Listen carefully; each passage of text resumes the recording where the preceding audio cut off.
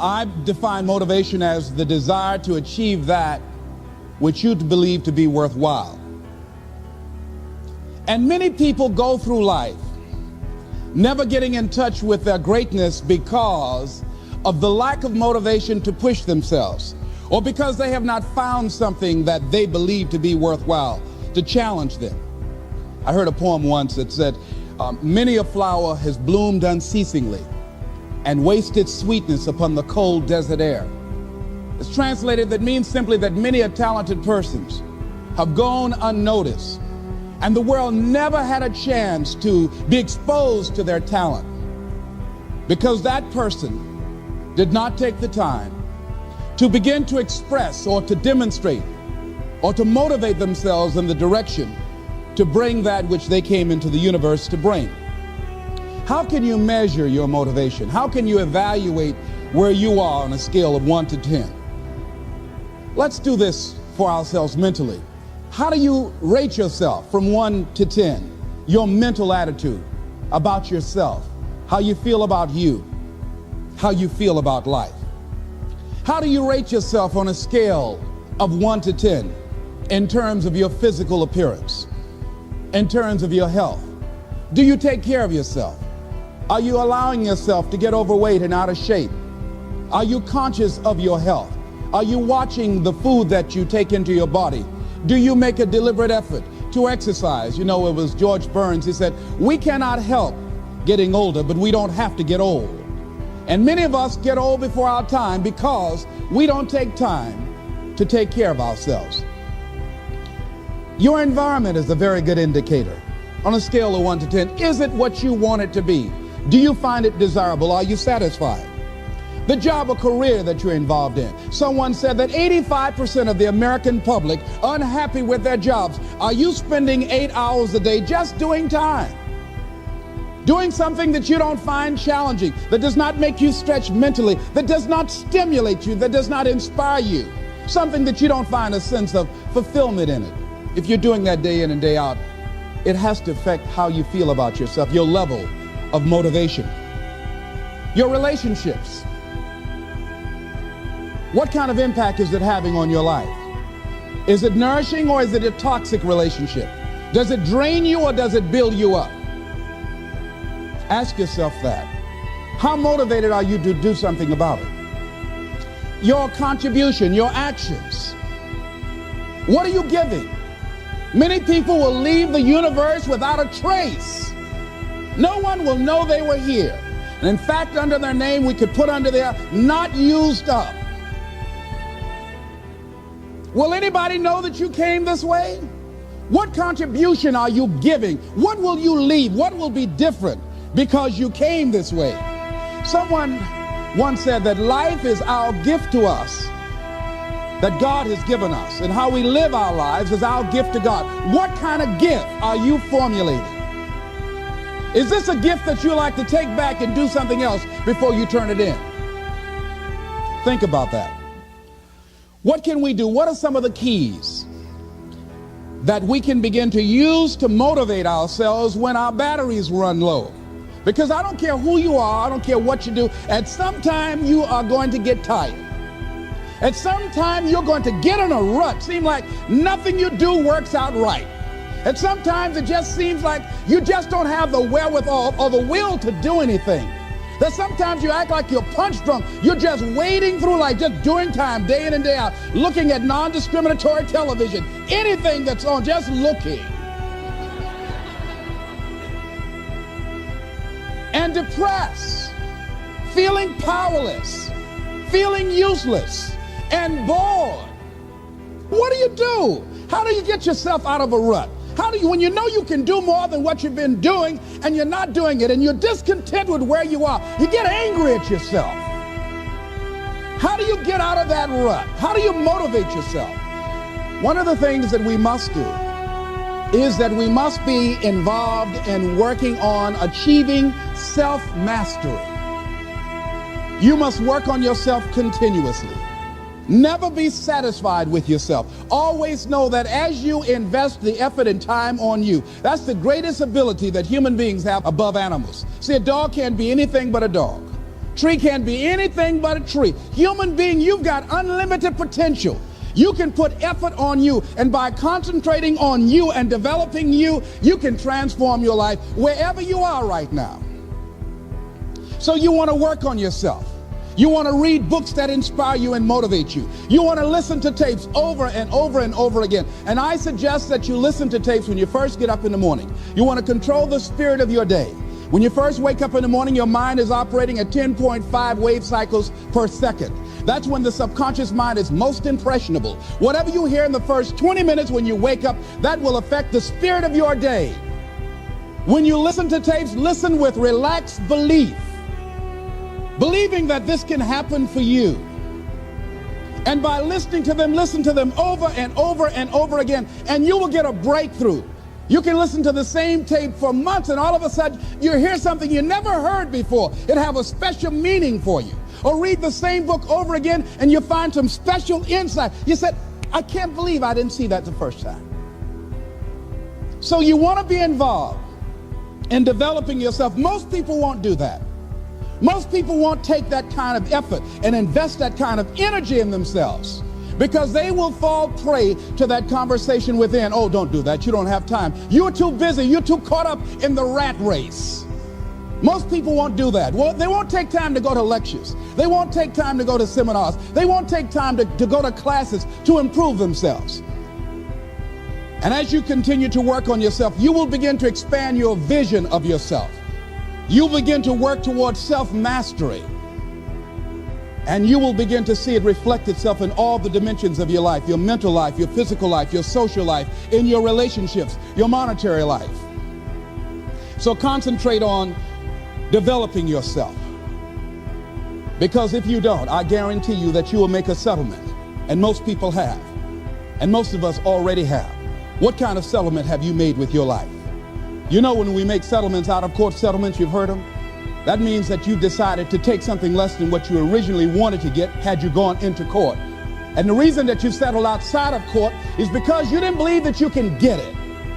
So you made an out-of-court settlement. Many of us are making in-life settlement. We're settling for less than what we actually deserve. We don't feel good about it, but we make it work in our minds. We'll come up with some kind of excuse to make it all right. What kind of settlement have you made with your life? Many of us settle for less than what we want out of relationships because we don't have the courage to change them. I had a seminar I used to do called, Are You Living Together or Dying Together? Many people are just dying together. Gladys Knight used to have a song that says, neither one of us want to be the first to say goodbye.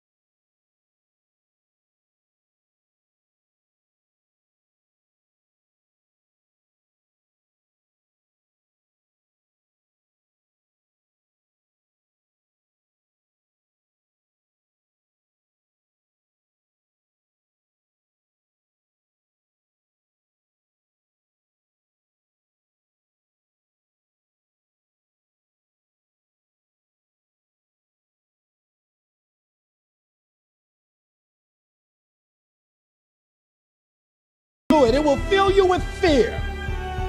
So you've got to watch that conversation. And when you find it going on, you've got to stand up to it and say, I'm going to do this anyhow. I'm afraid, but I'm afraid not to do it. And I'm not going to let you stop me. The biggest challenge that you will have in life is you. There's an old African proverb that says this: there's no enemy within. The enemy outside can do us no harm. The next thing that is a key to self-motivation is that you've got to ask yourself, what do I want out of life? What do you want out of life? What do you want out of a job? What do you want out of a career? What do you want out of a relationship? What do you want? What gives you your life? How will you know when you got it? What will make you happy? You need to know. You need to start asking yourself some questions. What do I really, really, truly want? You need to be exact about that. Don't be vague. Oh, I just want to be happy. That's too vague. What will make you happy? How will you know when you got it? Zero in on it. Be exact. Be specific. And as you do that, that will stimulate that superconscious mind, or the reticular activating system of your mind, that will begin to find those things, to identify with it. And once you begin to determine that which you want, take the time to write it down. Don't just think about it. Write it down. That is a subjective process that engages the subconscious mind. Write it down. Once you write it down, read it 3 times a day: morning, noon, and night. Why is that important? Because what it will do, it will cause you to focus. It will cause you to concentrate. When that other conversation is going on telling you what you cannot do, telling you all of the impossibilities and all of the obstacles, your concentrating will begin to create a larger vision within yourself, and you'll start looking for and seeing some new opportunities. You start creating some openings for yourself. As you begin to read that every day, day in and day out, that will make you focus. That will discipline your thinking. And you'll get all kind of creative ideas. As I talk to you right now, being involved in this immersion process, you're going to create some openings for yourself. You're going to get some ideas. You're going to feel your adrenaline flowing, and you're going to think about something, some idea you had. You say, I want to go back and I'm going to look at that again from a different vantage point, not from the level of the problem of the obstacles that I encountered, but from a higher vantage point. Because what you will begin to see and to know as I talk to the higher consciousness within you, that you are powerful, that you are a miracle worker. And that inner conversation has conditioned you to believe that you are not. And as you begin to discover the truth of who you are, whatever challenge that you're facing in life, and if you're living, you're facing some challenge, you'll begin to know that you're powerful and that you're a miracle maker. So as you begin to write down exactly what it is that you want, read it every day. The next thing is, see yourself there.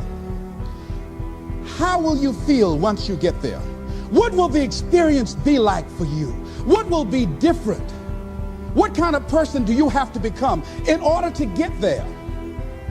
Visualize yourself there, living the experience. I remember when I ran for state representative in Columbus, Ohio, and I had a lot of people telling me, and you got to watch not only the conversation within, but the conversation without, telling me, Les, you can't possibly win. You can't do that.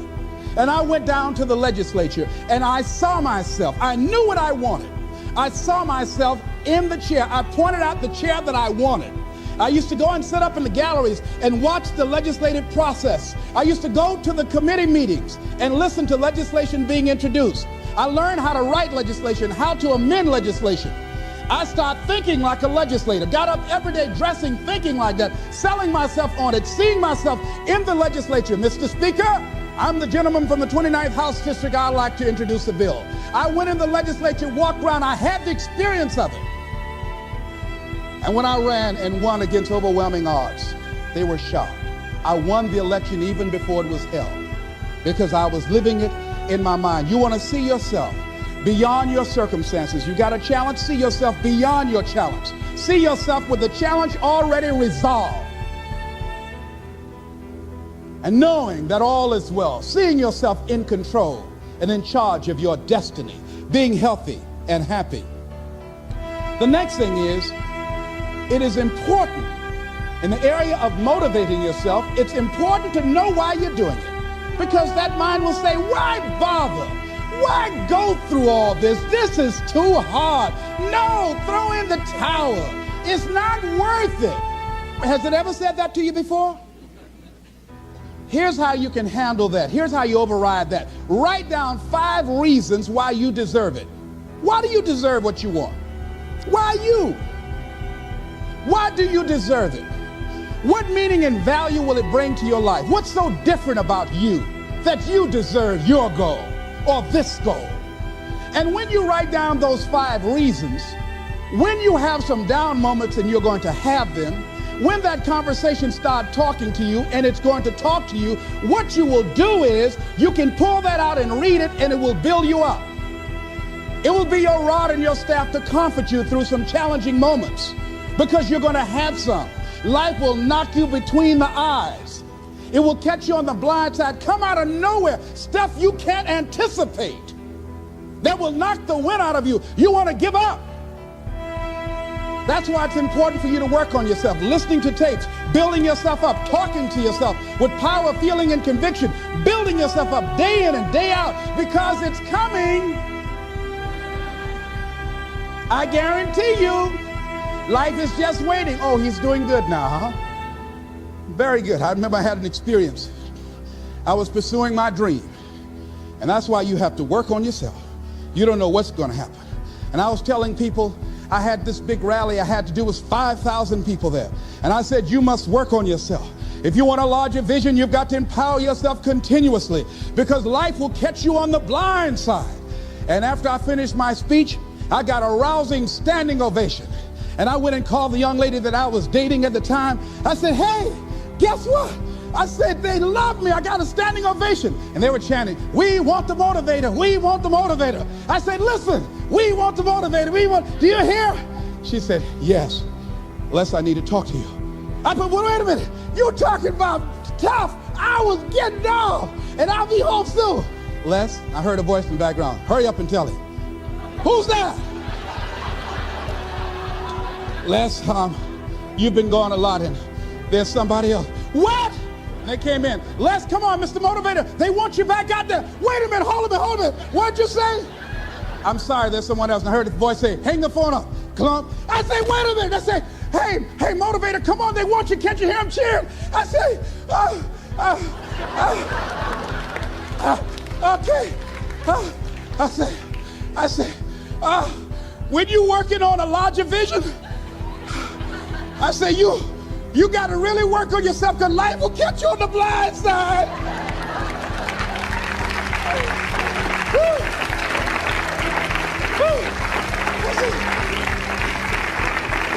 I say, you better be ready. And you better make sure you want it, because it'll make you cry. And somebody said, the Spirit is on him. Thank you, thank you, thank you, thank you. I was talking till they started blinking the lights. They had to come pull me off, but I said, you got to have a larger vision. You make sure, wait a minute, you make sure you work on yourself. They said, come on, Mr. Brown, come on. Yeah. I went back to my hotel room, and loneliness and heartbreak was sitting on the bed and said, are you coming in now? Do you have your larger vision now? How's your positive attitude? Say, get on in here. Are you still breathing? Shut up. You want your gold? No, I don't want this gold now. Life will wear you out.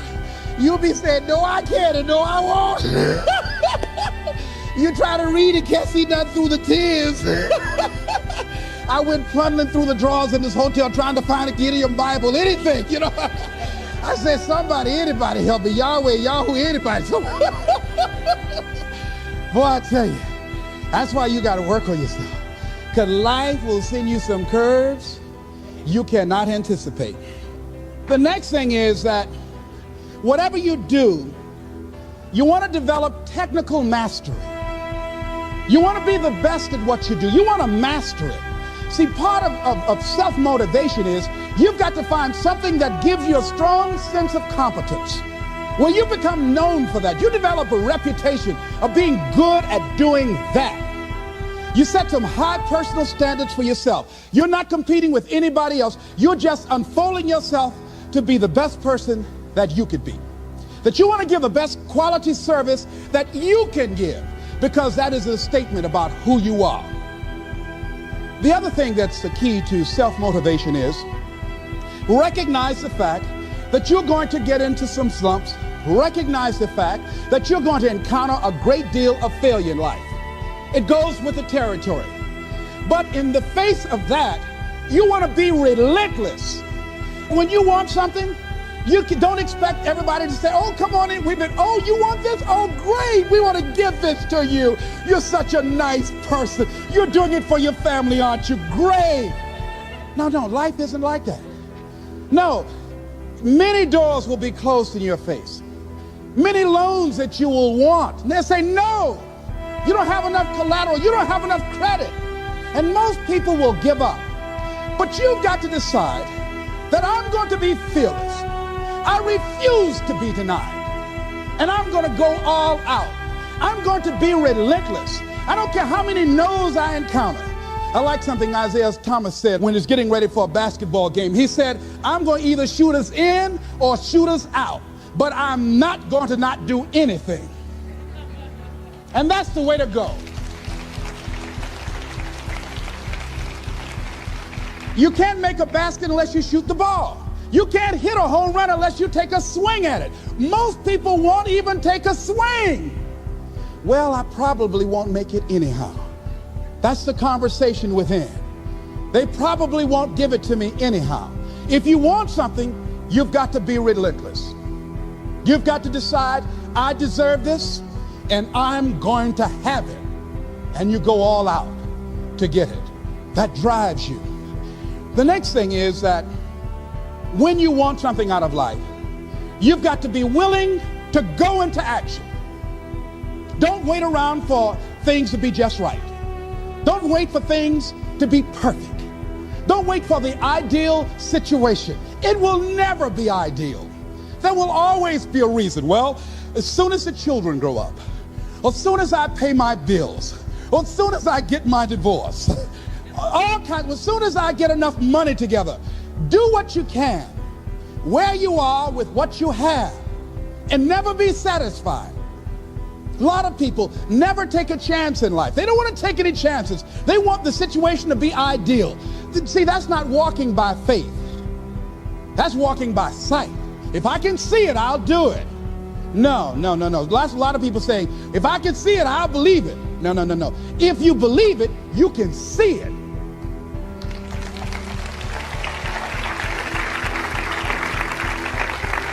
And don't be disturbed because no one else can see it. That's not unusual. That is ordinary. But because you want some different kind of results in your life, you've got to be willing to be unreasonable. If you want unreasonable results in your life, you've got to be willing to be unreasonable. Part of being unreasonable, you don't judge according to appearances. Part of being unreasonable, you can see it because you believe it. That's part of being unreasonable. Part of being unreasonable, you're like Paul, who said, you must have the faith to call forth those things that be not as though they were. That's part of being unreasonable. Most people won't do that. Most people say, call me when you get it together. Then I'll support you. The other thing is that one of the keys to self-motivation that empowers you is that you want to find a cause larger than yourself. Find something that you can contribute to. Find something that you can make a difference because you can. Part of what feeds your larger vision, part of what gives you a reason for being, part of what gives you your life is being able to give something back. Say, I can't afford to give anything. You can't afford not to give. Give your time. Give your talent. There's nothing just to go over and lick envelopes. I don't know exactly what I'm going to do, but I'm going over there It's part of my tithing in the universe. Once you develop that special sense of mission, and that's what you develop when you're part of a larger cause than yourself, it drives you. You don't need an alarm clock to get up in the morning.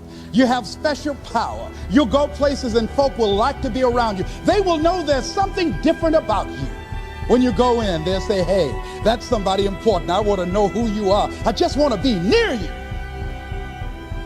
That energy that you have, that consciousness that you will embody will affect everybody around you. The next thing is that you want to create a home court advantage for yourself. You've got to be aware of who you have around you. So you want to be selective. Have friends that will enable you to grow. I have friends that help me to grow spiritually. These are my spiritual friends. I talk spiritual stuff with them. I have some other friends who are just intellectual friends. They make me grow intellectually. They make me stretch. I have some professional friends. I'm a member of the National Speakers Association. I get together with other speakers and we learn from each other and we grow from each other. I have other friends who are just social friends. All we do is just socialize together. We'll look at a basketball game together or go out dancing, but that's all we can do. We don't talk anything serious, nothing spiritual, nothing intellectual. That's not that kind of relationship. Nothing heavy up in here. Have other friends, we walk together. That's all we can do, walk together. Talk about we're going to lose weight one day, by and by for good, all right? That's all we do. Nothing else. So, according to the relationships that you develop, we grow from people and projects. And the relationships that you develop can enhance and can enrich your life, or they can drain you. I know many talented people who had a great deal of potential, but because they didn't surround themselves with other people that will inspire them to transcend themselves, they never realize their greatness, and they will end up going to their grave with all their good stuff still in them. So you want to look at your relationships, the people that you're involved with, the people that you communicate with most often, and you want to ask yourself the question, what am I becoming because of this relationship? Does it inspire me? Am I motivated? Am I encouraged? Am I driven to develop myself? Am I seeking my own greatness? What kind of person am I becoming because of this relationship? Am I becoming more cynical and negative about life? Ask yourself that. The next thing is, you've got to say yes to your life. You've got to say yes. Yes to my dreams. Yes to me. Yes, I can make it. Yes, I can. Doesn't matter how many failures I've made. Doesn't matter how many mistakes I've endured. Doesn't matter about my defeats. Doesn't matter about what I've done. Yes, yes. I don't care about the fact I'm in a hole now. Doesn't matter about where I am. Yes. The last chapter to my life has not been written yet. If you judge me now, you'll judge me prematurely. I haven't exposed all my stuff yet.